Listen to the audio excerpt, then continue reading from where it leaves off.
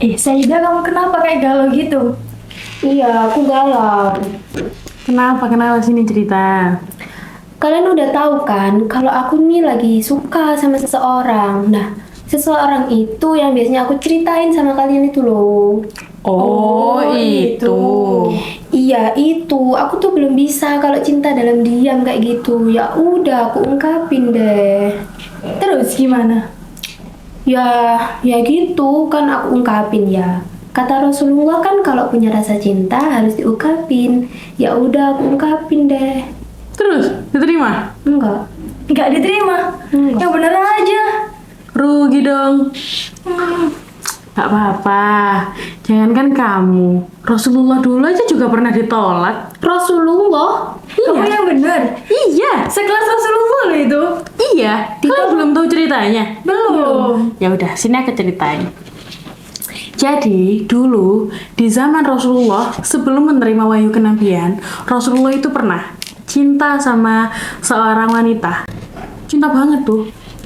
Soalnya wanita itu mungkin lebih terlihat menarik sama Rasulullah. Jadi Rasulullah mulai muncul dalam hatinya itu benih-benih cinta sama wanita itu. Wanita itu nggak lain sepupunya sendiri, putri dari Sayyidina Abu Thalib, kakak dari Sayyidina Ali, namanya Sayyidah Fahita. Sayyidah Fahita itu dulu waktu kecil itu sahabat kecilnya Rasulullah. Rasulullah kalau main itu sama Sayyidah Fahita itu tadi. Terus Rasulullah sudah mulai dewasa tuh, tapi belum menerima wahyu kenabian. Itu Rasulullah memberanikan dalam hatinya untuk kayaknya aku harus meminang Sayyidah Fahita ini tadi deh sebelum keduluan orang lain kayak gitu dalam hatinya. Kemudian Rasulullah berangkat tuh ke rumahnya Sayyidah Fahita, ke rumah pamannya. Berangkat. Assalamualaikum. Waalaikumsalam, kata pamannya jawabnya. Kamu sini duduk gitu. Terusan Rasulullah duduk langsung nggak pakai basa-basi, langsung sat-set Rasulullah. Jadi begini paman, langsung saja. Aku ingin mengungkapkan apa yang sudah ada di dalam hatiku. Kenapa apa yang ada di dalam hatimu? Ungkapkan. Kenapa kamu? Aku menyukai putrimu paman. Putriku, iya. Fahita, aku menyukai Fahita. Lalu, apa yang kau inginkan dari putriku? Aku ingin Fahita menjadi istriku. Apakah engkau bersedia meminangkan aku dengan putrimu? Seperti itu, kata Rasulullah. Gimana ya? Siapa sih yang gak mau punya menantu seorang Rasul gitu loh? Apalagi paman Nabi udah tahu kan gimana Nabi Muhammad itu kayak gimana. So pasti cara berpikir kita pasti diterima dong, nggak mungkin ditolak.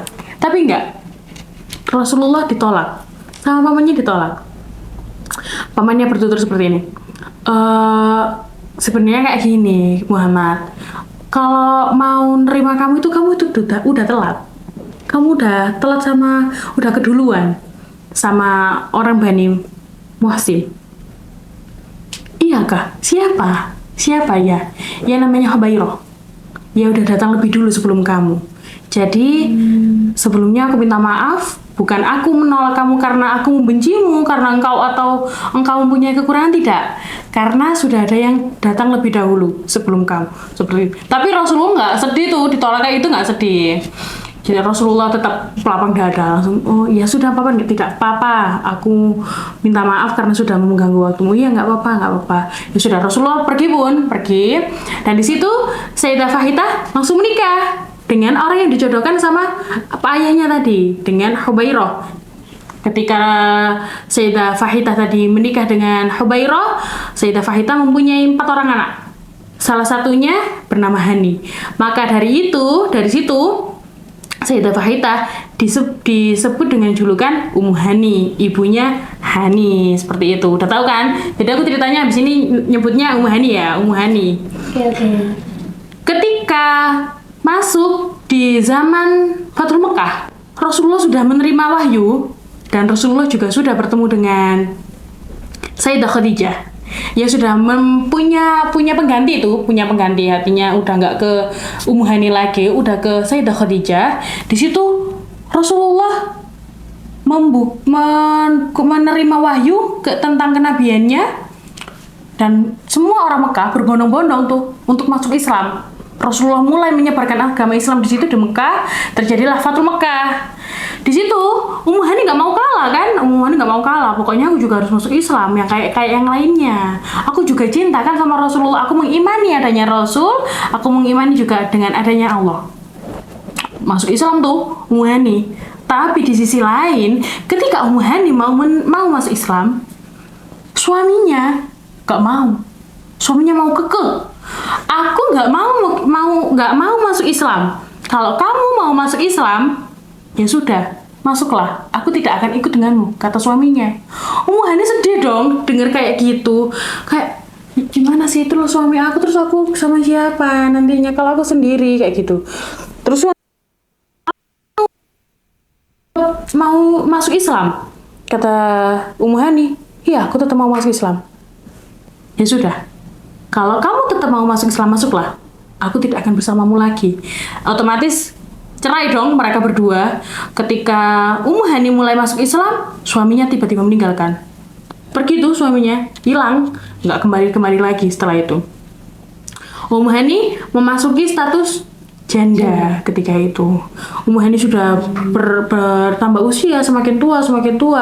Rasulullah juga semakin lama menjalani hubungannya dengan Sayyidah Khadijah. Sampai di mana Sayyidah Khadijah itu wafat. Sayyidah Khadijah wafat, di mana Rasulullah itu sedih banget waktu itu. Sedih-sedihnya Rasulullah, otomatis Rasulullah nggak langsung cari pengganti dari Sayyidah Khadijah itu tadi. Jadi Rasulullah itu masih mengingat-ingat tentang Sayyidah Khadijah, masih merenungi dirinya yang sedih. Tapi tidak berlarut-larut, Rasulullah dengar tuh kabar-kabar tentang Ummu Hani itu tadi. Katanya Ummu Hani itu ya udah duda ya, udah janda ya, kok duda, udah janda ya kayak gitu. Terus katanya Rasulullah, iya, itu janda tadi ya sekarang. Iya, kemana suaminya kayak gitu? Suaminya pergi karena meninggalkan Ummu Hani, sebab Ummu Hani masuk Islam. Ya sudah. Dalam hati Rasulullah, aku hitbah lagi nggak ya? Aku pinang lagi nggak ya ini Ummu Hani? Kayak gitu. Rasulullah nggak selalu yang cinta dalam diam kayak Sayyidina Ali sama Sayyidah Fatimah itu nggak. Rasulullah langsung mengungkapkan, ya sudah, aku pinang aja deh, gitu kata Rasulullah. Rasulullah berangkat tuh ke rumah Ummu Hani. Ketika awal Rasulullah meminang Ummu Hani, kan ia meminangnya kepada ayahnya. Sekarang ayahnya sudah tidak ada. Abu Thalib sudah nggak ada, sudah wafat. Jadi Rasulullah langsung meminang ke Ummu Hani tersebut. Langsung, Assalamualaikum. Waalaikumsalam. Ya Allah, Rasulullah. Duduk ya Rasul, duduk. Langsung saja ya, Ummu Hani, langsung saja apa yang ingin aku katakan kepadamu, langsung aku katakan. Ya ada apa? Apa yang bisa saya bantu? Gitu katanya Rasulullah. Kata Ummu Hani, kata Ummu Hani, terus Rasulullah jawab kayak gini, aku dengar kalau suami kamu meninggalkan kamu karena kamu lebih memilih Islam daripada suami kamu, agama suami kamu. Iya ya Rasul, suamiku meninggalkan aku, sekarang aku cuma hidup dengan anak-anakku. Anakku 4, aku hidup dengan mereka saja, dan aku sudah sendiri sekarang. Seperti itu. Rasulullah langsung, bagaimana kalau aku menghitbahmu? Apakah kamu mau? Seperti itu. Di pikiran Ummu Hani tidak lain seperti ini. Siapa sih yang nggak mau jadi istrinya Rasulullah? Kan kayak gitu. Iya. Tapi Ummu Hani berpikir panjang kayak gini. Bilang ke Rasul, ya Rasul, siapa sih yang nggak mau jadi istri kamu? Istri seorang Rasul yang jelas-jelas nantinya itu bakal menjadi bidadari surga, bidadari yang baik dong, istimewa punyanya Rasulullah. Lalu apa yang kau pikirkan ketika kau mengatakan itu? Ummu Hani menjawab, aku takut ketika nanti aku menerimamu, aku tidak bisa melayani hak-hakku menjadi seorang istri. Kenapa kau berpikir seperti itu? Kata Rasul. Ummu Hani pun menjawab, aku sudah tua ya Rasul. Aku ini sudah berumur. Kalau nanti aku lebih mementingkan kamu, aku takut anak-anakku tidak terurus. Tapi sebaliknya, kalau aku lebih mementingkan anak-anakku, hakku menjadi suami istri dan hakmu menjadi seorang suami tidak terpenuhi olehku. Aku takut bagaimana kalau kita tetap seperti ini saja. Aku mengakui kamu menjadi rasul, aku tetap akan mengimani kamu. Aku tidak akan berpaling, kata Ummu Hani seperti itu. Lembut sekali pokoknya Ummu Hani itu, the best. Ditolak gak tuh kedua kalinya? Rasulullah ditolak 2 kali. Kalau aku pikir, cara berpikirku, berarti selama Rasulullah menikah dengan Sayyidah Khadijah, menjalin hubungan dengan Sayyidah Khadijah, berarti dalam hatinya Masih menyimpan tuh. masih nyimpen gak tuh perasaan ke Ummu Hani? Percaya gak sih kalau cinta pertama itu emang gak bakal hilang? Perasaan cinta pertama nggak sulit dilupain gak sih? Itu kita udah dapat gambarannya di Rasulullah, di Nabi kita kayak gitu. Jadi kamu nggak usah sedih kalaupun kamu ditolak sama dia, nggak apa-apa. Bukan kamu doang yang bertepuk sebelah tangan, Rasulullah juga pernah. Dengerin, sekelas Rasulullah aja ditolak. Kamu baru sekali udah nangis-nangis. Kita nggak segalau gitu aja. Oke, aku nggak akan galau habis ini karena aku udah mendengarkan tentang kisah Rasul kita yang udah pernah tuh ditolak tuh, tapi tetap tegar dan juga masih berjuang dalam cintanya ya meskipun hasilnya tidak sesuai yang Rasul harapkan. Itu kita boleh mencintai, tapi kita tidak boleh memaksa untuk memilikinya. Kena banget di hati gue. Ngerasa kesindir gak sih? Seru kan cerita kita ini tadi? Besok kita mau cerita apa lagi?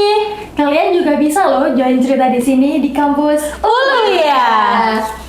Dadah. Next time.